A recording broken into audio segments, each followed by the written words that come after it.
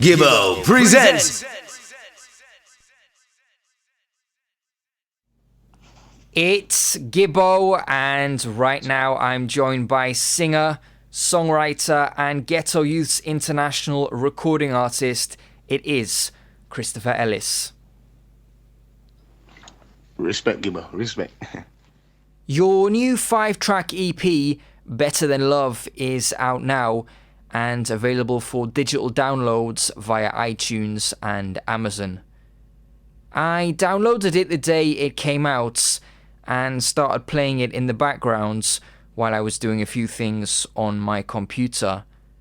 About 30 seconds later, I had to stop what I was doing, turn up the volume, and give it my full attention. I believed the stories you were telling with your lyrics, which fit so well with the instrumentals you sing over on the EP. I'm guessing this is the effect that you hope your music has on people. It's raw. You know that raw. You know, it's so genuine and just like how you explain it there is how we want it to come across. You know, and that with that raw manner there, and you know I'm with a live band there, Gibbo. You know that's mean a live band you're hearing. You know this isn't no rhythm track where a man give me a CD to sing on some rhythms. You know. It's just a live band, and you know I'll say the reason why it gelled so great is because I sat down and the band was playing music as I'm singing, you know. So the band's following me, you know. So that's why it come together so nice, and the whole project gelled so nicely. You kept telling us that the EP was on its way for a while before it was actually released. How long ago was it that you actually wrote and recorded the material for it? Well, the thing is, you know, Gibbo, you know, Stephen Marley was the one that initially brought me into the Ghetto Youth camp, and you know, I made a lot of songs with Stephen Marley that are still yet to be released. So I originally thought that those songs would be my first songs that the world will hear, you know, but that hasn't been the case. So, you know, working with Gong as well, we did this project here, and it so happened to be that this project here is my first, you know, kind of songs that we are given to the world from me, you know. So these songs here we worked on this year. It was like April, May we made these songs. So you recorded tracks specifically for the EP rather than recording a lot of material for the album and then just selecting certain tracks to release on the EP? We really had this EP idea, you know, ready from when we started the project. And, you know, Jr Gong is such a hard worker. You know, he focused on me for a straight 4 weeks, me in studio, no other artist in studio, and I'm the one in studio, you know, and Gong just put all his focus into this, and yeah, we came out with this EP here, and you know, I'm so proud of it, Gib. I'm so proud of the sound, you know, the songs, everything, and you know, I have so much more to come in the future as well, Gibbo. But right now, this EP here is what we're pushing, and this is what the campaign is. Better Than Love EP. Is the EP indicative of what's to come on your long-awaited debut album, or will we see a more diverse range of styles on the album? Definitely see a more diverse mood on the album, and you know, so far from me, look how it's been. You know, we've gone from End of Time, you know, to Don't Change Your Number, yeah, to Better Than Love. You know, these all original songs. Then we go to, you have Willow Tree, produced by Stephen Marley, a cover song that I did. That's the only cover song I've recorded so far. So you know, these moods here is moods that I like in music, and you know, I want the people to expect these kind of sounds from me, nothing specific, you know. But with this EP, I wanted to keep it specific and give them this sound here, this original sound with this mood of the original era with Coxsone and Duke Reed. And you know, I would say we nailed it. Man, I'm really proud of these works and say we nailed it. But yeah, back to your question, it's variety. So when the album comes, you will see some more diverseness. Is the album completed? The album is, Gibbo. It's just up to me really, because I have an album worth of songs, if you like, then yeah. So you could say, if I wanted to put an album right now, I could. But I'll go back to Miami and sit with Gang again, Stephen Marley, and go back to the drawing board and decide if these songs are the songs I want on the album, or if I want to do some different songs. And I have some different ideas that I've started already. So it's totally up to me really how it's gonna go, and sit down with Gang and Stephen and ask them, yo, so what should we do? Are these songs on the album, or these songs we started over there? So, like I said, I have an album worth of songs. You understand? I have 12 and 15 songs that I could put on an album. It's just whether I decide that these songs are gonna go on there, or if my mood changes where, what, those two fresh songs I want on there. So yeah. So have you got to the stage where you've thought about how to structure the album and put certain tracks together on there, working on a track list, or have you not entered into that process yet? Yes, I've been doing that, Gibbo, in my mind, because Gibbo, it's easy to put 12 songs together that you've made and put out. It's easy for any artist to do. You can record 12 songs for 12 different producers and just put them together and say album. You understand? But do you want there could be a story to the album? There could be a relative, like Stephen Marley's Root of Life. Yeah? Where it's very, you can tell he was making an album when he did those songs. And it's, for me, because I have that different sound where I can go somewhere else, like Don't Change Your Number, it's just to decide if I want to inject some of those songs in there.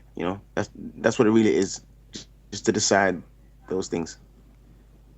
Are you a perfectionist? Do you see yourself chopping and changing a lot of things with regards to the album before you're finally satisfied with a finished product? I'm crazy, Gibbo. I'm not, perfectionist isn't the word. I'm obsessed and I would say over the top with that perfectionist. Even these songs here now, I hear things that I would change. With these songs here, I was like, oh, I would change this. But I suppose that's part of your standard, I would say, as an artist. And I'm never really fully pleased. I realized something. That's a pattern I've seen with myself. There's always something else I would add, or something I would change. So yeah, perfectionist is a word I would use to describe myself. Or try to be perfectionist. I would say trying to be a perfectionist. Yeah. Do you have to set yourself a cut-off point where you say, after this day, I'm not going to change things anymore? Or do you let yourself keep tweaking, altering and changing things until you're finally happy with it? It's the deadlines that really get me, It's the deadline. So, after a while, I cannot take up time in the studio anymore. There are other artists who need the voice. You have Wayne Marshall, you have Black and White. So, it's the deadlines that really get to me. I say, okay, let's go with this. Because as we're mixing these songs, I start to hear things. When it's been mixed, you hear the song for like 10 hours continuously. Like one song, you hear continuously as it's being mixed for like 10 hours straight, 12 hours. So during that process there, you hear things like, oh, damn, I'm going to put that in there, But yeah, it's all good still. It's all good. And it shows that the standard is there. I'd say the expectation of that high standard is there within myself. So I suppose that's a good thing. Yeah. I'm guessing there's no name or approximate release date for it yet, though. No, all I can promise is 2014. I can promise that 2014, and summer would be a good time. I've been looking how the EP thing works with artists, and I've seen a pattern where artists, they release an EP, and approximately 4 to 6 months after they release an album, with 4 months kind of being the minimum time. Soon. So, like for example, Morgan Heritage, they released their EP, it was like December, and then like May their album came out, something like that. So it's like a 4 or 5 months distance. So I promise, because Gibbo, I've made promises before that I've broken. I've said album 2011, 2012 I even said as well. and it didn't really go that way. But that's me learning about the business. I'm learning that things don't always go so smooth. But I can promise you though, 2014 Christopher Ellis debut album will be released. You mentioned there the time between the release of the EP and the album. What else do you take into account when you're deciding when to release an album, a single, or an EP? Because you're not an artist who releases a lot of material, a trait which is shared by the Marley brothers. Yeah, that's true. And well, Gibbo, I must say, you really been paying attention. You know, you have been paying attention to even mention that. And when I first came around Jr Gong and Stephen Marley, it was the opposite, you know? I wanted to get on all the juggling rhythms that were in Jamaica. You know, after recording Why Can't We with Jack Yer on Don Corleone's rhythm, I was buzzed up on that. I wanted to get on that circuit of, you know, a song every 2 weeks. And, you know, Damien sat me down and said, yo, your thing isn't like that, you know? Your thing is very special. It's a different thing. And just listening to him, I realized that, you know what? He's talking the truth, you know? And Gibbo, my career, I would say so far, proves more than ever that saying quality over quantity, you know, really does matter. And people will stay with you. Once that quality is there, they will really stay with you, you know? So, you know, what was the question again? I think I went off point a little bit. I just said, the last question I asked you previously to this one, you mentioned the time between the release of the EP and the album was something that you two were taking into consideration when deciding when to release the album. I asked, what else do you take into consideration when you're deciding when to release material? Well, I've learned from the label and people like Christy Barber that there are certain seasonal times when to release an album that are in favor more than others. You know, I think just before summer's a good time. And I think they said just before Christmas is a bad time, from what I remember. So, you know, but those things are more like label tactics. So I leave that side to them. But, you know, I'm really interested, and Gibbo, it's the musical side that I really am so in love with, the musical side, and I'm learning that the business side is not so nice, you know, and it's really it's the music that drives me. And so I just hope that people like Christy Barber, Jr Gong has that other side correct when it comes to releases. You just mentioned you're a man who believes in quality over quantity. So do you feel that if you flood the market with a lot of material, it A, gives the impression that your work is of poor quality, and B, reduces the impact of your releases and makes them seem less special and significant? Number two, definitely from what you said, you know. There are artists who release a lot of songs and the songs are of quality, you know. So it's more for the second reason, you know, for me, you know, there's artists like, I can use an example like Baby Sham and Jr Gong as examples. When they release a song, it has an impact, you know, because of the campaign and the whole suspense of not releasing music too regular. You know, and that impact that it does have makes a song get a real full volume attention. And I fancy that, you know, and I like the sound of that. And, you know, I'm kind of pleased that my career is going in that direction, you know, where the people expect that, you know, you're not going to hear a song from Christopher Ellis every 3 weeks. You understand? But when you do hear a song, I'm hoping that they believe that the quality is there, is top notch, and if my career goes that way all the way, I'll be very pleased with that, you know. So yeah, quality over quantity, we love.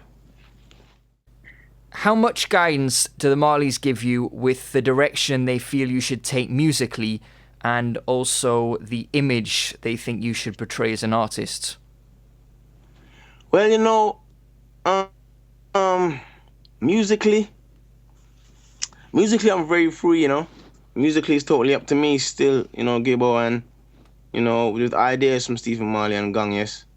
But like, musically, I'm very free and glad about that. And that's why it's nice to be surrounded by such artists and such a label, you know. And, you know, I just see my music is diverse, so I can go anywhere I want to, really, you know, from Don't Change Your Number, like I said, to Better Than Love with the old school sound, old feel. And advice is always great. So you know, advice from Stephen Marley and Jr Gong is like the best thing to me. These are artists who have been doing it for years since they were a child, and I was a child on stage. I wasn't a child in the studio. I was a child on stage with my dad from the age of 11. When these guys have been in studio from the same age, so it's always great to hear, input from them. Yeah. The EP was produced by Damian Marley, as you mentioned earlier. Can you describe for me as best you can the atmosphere inside the Marley studio when you're recording? What gets your creative juices going?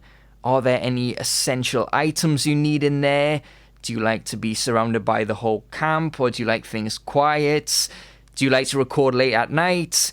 Is the air filled with a sweet aroma? Tell me exactly what it's like.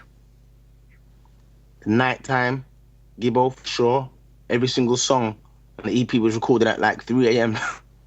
no, no earlier than 3 a.m. And, let me give you a little insight into track number 2, Left Unsaid.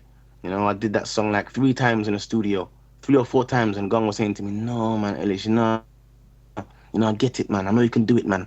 I get that thing there. I get it." Him said to me, "Yo, you want a glass of wine?" And he went and bought me a bottle of wine. Sent someone to the shop to get me a bottle of wine, Gibbo, and come back. And I was sitting there listening to the takes I did whilst drinking the wine, and I drank off the whole bottle, Gibbo. So I went in there red.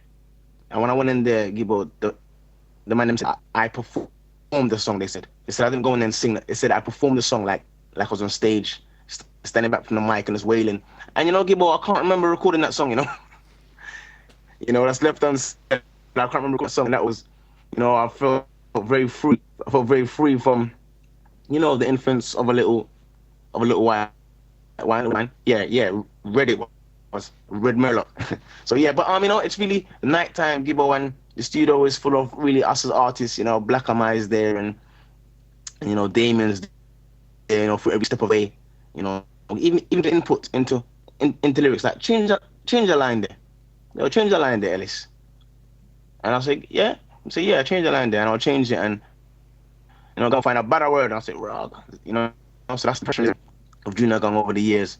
And he's very much interested in the whole project, and I feel good that he feels so proud. I can see where he's so proud of the whole project, But yeah, Gibbo, it's every man records like 2 a.m., 4 a.m., 5 a.m. Those times they say there's a mystic in the air those times, and I would say I believe that too. When it was released, Better Than Love went straight into the iTunes Top 10 Reggae Albums charts here in the UK, across the pond in America, and also in Japan. From what I know of the Japanese reggae scene and their tastes and preferences, I'm not surprised the EP is selling so well out there. Is Japan a market that your other releases have done particularly well in? You might know that Gibbo, I haven't had many releases, but the Set Up Shop album is one that I had 2 songs on, and I know that did well in the US and the UK. Not sure about Japan, to be honest with you. This is the first set of music that I've released that I'm hearing feedback from Japan. So I would say, just like you said, the sound of the music, I would say, was what triggered that, I would say, But it's interesting still. It's very interesting that I got into the charts in Japan. And I'm hoping that one day I can go out there and do some shows, That's somewhere I really love to go. And my dad promised me that he would take me there, and he didn't. But yeah, I'm hoping that Japan, I will go and perform one day, maybe even next year. Sometimes did that answer the question? Certainly. Sometimes artists release albums specifically for the Japanese market that aren't available elsewhere. Is that something that you would ever consider doing? Hey, Gibbo, that's something that I've never really understood, Because I'm thinking that if an album will do well in Japan, surely it will do at least even okay in other places. So I've never really understood the exclusiveness of offering an album to the Japanese market only. Maybe there's a reason behind it, but I never really see myself releasing music for a certain country only, or a certain market only. If it's there available to others, I'm sure it will get some downloads, and that's more than zero. If it's not available, it will be zero downloads, right? So I would say I like the idea of a worldwide release, on all music. Do you think the EP is mainly being bought by a certain age demographic? Are the people who are buying it mainly older than you, fans of rocksteady and lovers rock? Or do you think this is not the case and it has universal appeal regardless of age? Yeah, I believe that it has universal appeal, Gibbo, and I really mean that, because even today I got a message from someone in the business and said, yo, you have an old soul, but with a young sound and brought freshness, with this EP here. So, Gibbo, the sound of the music is very authentic, but the mood of the whole feel is very youthful. So I would believe that it's very mixed, it's very mixed. And a lot of young girls over here in England have come to me and said, yo, I love your EP. And these are girls who I believe they wouldn't even like reggae music. Some of them really like, the soul and the Drake and all these things. So it's nice to hear them say that. And, I believe that with the songwriting, Gibbo, and the style of singing, that it's very modern, it's very modern, and it's not really ancient, if you like, it's more authentic, the music, rather than old, no way there. So yeah, and Gibbo, when releasing music, Gibbo, you really want the music to be heard now, I really want people to buy the music, not for other reasons, just to hear the music, because the worst thing for artists is when you know that there's people who would like the music but hasn't heard the music, understand? So I really would like the music to go out there as much, so I'm pressing hard with the campaign and everything, but really pleased though, Gibbo, I'm really pleased though. Some people believe that specifically here in the UK, we have a problem in that reggae, as opposed to dancehall, is not very popular with the younger generation. Do you agree with this or not? Well, naturally, yes. Gibbo, naturally, yes. But it's funny you say that, because right now, it's like reggae is fighting back now. And people are saying, yo, reggae is where it's at right now. The dancehall's kind of taking a backseat at the moment. I think many would agree with that. The reggae is taking a front seat with the one drop and, all these new, these Taurus Rileys and these Roman Virgos and everything. But, initially, yes, dancehall did have a lead, yes, because it have a jump up song with the youthful thing, and the whole club vibe. So, yeah, that was the case. But right now, I can see the transition right now where reggae is really, is really getting up there, Chronics and these artists, helping the whole thing. So yeah, reggae right now is in a very, very healthy place. A very healthy place.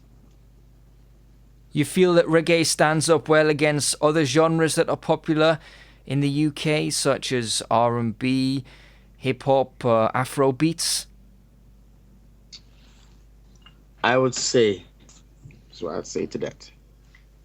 Everybody knows that reggae isn't equal to those genres, in popularity and those things. But the love is there though, and reggae is it's right at the top of, I would say, of the underground triangle. It's right at the top. It couldn't be any, the next thing for reggae to do now is just bust and take over the whole world, because it's right at the top right now, and people would say that there's a fight, yes, that reggae is getting a fight.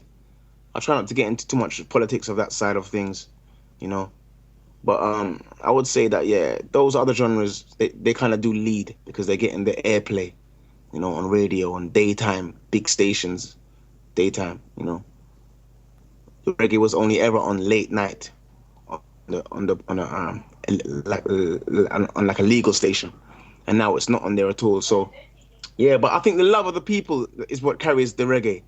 You can't suffocate something that is that is being what's the word? That's been injected with love from the people. You understand? So if every station stop playing reggae music, the love that the fans have for it will make it live on forever. How do you think the popularity of reggae here in the UK compares to the popularity of reggae across the ponds in the US? I would say that it's more healthier in the UK. We have more of a life in the UK because yeah, I'm coming. I'm doing an interview. So Gibbo, for example, you find that reggae is big in New York, yeah, and the tri-states and these places, which is probably 4 or 5 states in the whole of the US, maybe 3 or 4 in the whole of the US. And, in UK, it's very healthy. People are still coming out to shows. Brixton Academy, 5,000 capacity. Ram, when it's a reggae show. Just the other day, Ioctane and these guys were there at Tana. Ram.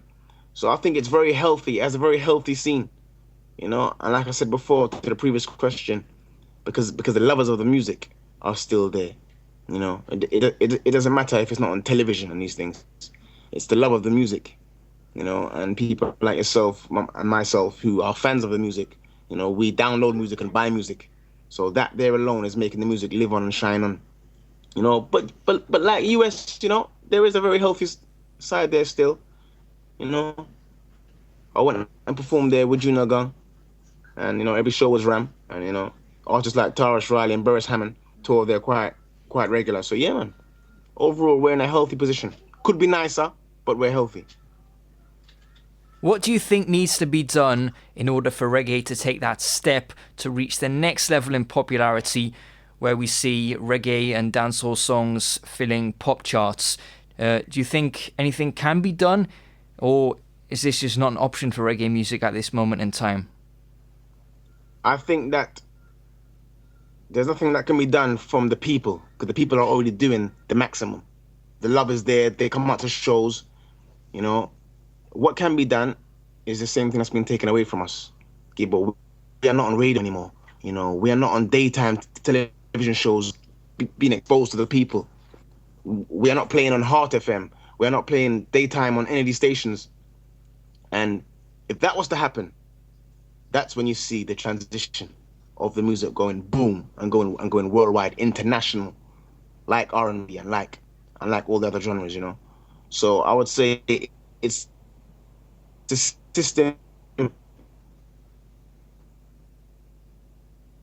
that is suppressing it because the people have done more to be the biggest it is. Just a few more questions, if I could. You've been very gracious with your time this evening. How do you split your time these days between UK, America, and Jamaica? It's very even, Gibbo. It's very even. And, that's how it's been for me for the last few years. Jamaica, America, England. Jamaica, America, England. And I love it. It's part of the inspiration as well. And I love it. And anytime I'm somewhere, I miss the other place. And if I'm somewhere for too long, Gibbo, I start to get itchy. If I'm somewhere for too long, I like traveling. I enjoy what the music does. I think it's amazing that you can go into studio with just you and an engineer, or just you and a few man, make some songs that the people love and start to love, and then that makes you travel. I think it's amazing. I think it's a mind-blowing thing. And I love what music does. It puts you on airplanes to different countries to perform for people and these things. And I think that's mind-blowing. I love it, Gibbo. I love this life. I love this job. And, Jehovah is really blessing me. And, I'm so thankful that I can't even express it, that I have the chance to do such a job, that it's something I'll do for free. If there was no money in this, I would still do it, And I feel good that, I can feed my kids now off of this very job. Does the fact that you spend time in all three places give you an advantage as an artist in any way? I would say yes. I would say yes, because I'm seeing different things, I go on tour with Jr Gong to 25 different cities and these things, and I'm seeing different things. I'm rubbing shoulders with artists who have sold millions of records, I'm seeing, I go to Miami and spend a few months there. Then I go to Jamaica and spend the next few months there, and then come back to the UK, So, I would say subconsciously I'm seeing things that I'm not even realizing that are contributing to me as a person and to my music. I heard you say once that you really love performing. When you perform, are we seeing a different person on stage, or is it just a magnified version of the everyday you? I would say, Gibbo, you're seeing more of a magnified me, yeah, and and I would say a different person as well, because some say I come across on stage very confident and very sure, and if you knew me as a person, you know I'm a very humble person, They say it's not humble to say you're humble, but I'm gonna say it right now that I'm very, I'm very humble in that manner. But on stage, I can come across very, confident, which is a quality that people sometimes confuse with arrogance and those things. But I love performing so much, Gibbo, that it's I can't even explain it. I can't explain the feeling I get when I perform for people. It's absolutely amazing, and I can see why artists keep doing what they're doing, for this same buzz. There's nothing in the world that gives me this buzz, and that's why I'm so thankful again. But I love this, and I do love the stage so much. And I'll be on a stage near you soon, hopefully. Last question. In October 2014, you're going to be part of Jr Gong's Welcome to Jamrock cruise. For those listening who are not aware of the cruise, can you explain the concepts, and can you also tell me how Damian came up with the idea of taking a type of holiday usually reserved for rich elderly people and turning it into the ultimate reggae experience? Okay. First of all, I'm going to say this. First of all, I'm going to say it's sold out. That's the first thing I'm going to say. So anyone who wants to go, I'm sorry, it's sold out if you haven't got your ticket already. The second thing I want to say is, it's a reggae cruise happening in October 2014. Welcome to Jamrock Reggae Cruise with Morgan Heritage, Jacure, David Rodigan, Jr Gong, Stephen Marley, myself, Etana, Taurus Riley. There's a big lineup on there, a big lineup. And, it was Damian and his management team that came up with the idea. And I think the idea was absolutely brilliant, and they ran it by me a few months ago. And I thought that idea is great. I thought it was going to stay an idea. No. It's become real. And, I think it's annual. And it's going to be absolutely great. October 2014. I'm looking forward to it so much, Gibbo. We leave from Miami and head to Jamaica, and a 5-day cruise. I think it's absolutely brilliant. And yeah, sold out. If you ain't got a ticket already, you can't come. Mr. Ellis, thanks a lot for your time. Gibbo.